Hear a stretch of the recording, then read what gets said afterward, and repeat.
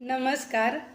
नामदेव घासता स्वहस्ते लिहिण्याचा जो उपक्रम निकते सरांनी चालू केला तो खूप सुंदर आहे. मला जेव्हा पहिल्यांदा मेसेज आला तेव्हा मी पूर्ण दुर्लक्ष केलं. दुसऱ्यांदा मेसेज आला मग मी नीट तो वाचला, बघितला आणि म्हटलं चला लिहूया तर आपण नामदेव गाथा. 10 वर्ष झालं आपल्याकडे नामदेव गाथा पडून आहे घरात, आपण तिच्याकडे बघितलं पण नाही कधी. आपण लिहूया आता चला म्हणून असं करत लिहायला चालू केली. आणि नामदेव गाथा लिहिताना अडचणी पण खूप आल्या, कधी कंटाळा पण आला. असं वाटलं नको लिहायला ही नामदेव गाथा, किती लिहावं लागतं, 2000च्या पुढे अभंग आहेत. पण तरी पण लिहायला परत परत चालू केलं. मधून अधून सरांचं तर असायचंच, झाली का नामदेव गाथा पूर्ण. ग्रुपवर बरेचसे मेसेज त्यांचे असायचे, त्यांच्या शिक्षकी पेशानुसार ते त्यांचं बरोबर मेसेज टाकायचे आणि मग परत नामदेव गाथा लिहायला चालू व्हायची. असं करत करत शेवटी तर असं वाटलं की आता होणारच नाही पूर्ण. पण बरोबर नामदेव गाथा नामदेव पुण्यतिथीच्या दिवशी माझी पूर्ण झाली.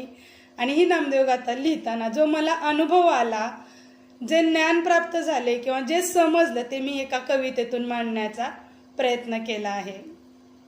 अमृताची गोडी तुझ्या भंगात, अमृताची गोडी तुझ्या भंगात, शिकविली भक्ती साध्या सोप्या भाषेत, शिकविली भक्ती साध्या सोप्या भाषेत, अमृताची गोडी तुझ्या भंगात, अमृताची गोडी तुझ्या भंगात.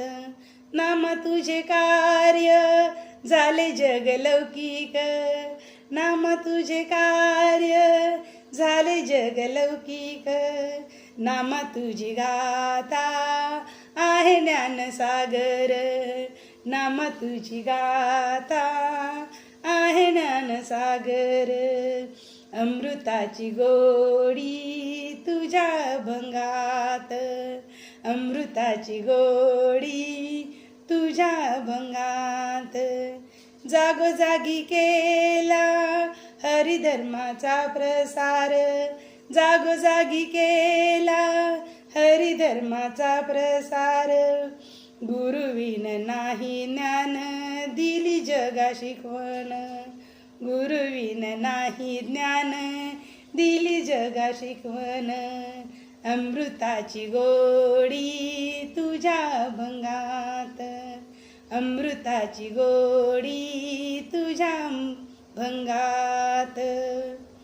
नाम रचितो अभंग विठ्ठल लिहितो, नाम रचतो अभंग विठ्ठल लिहितो.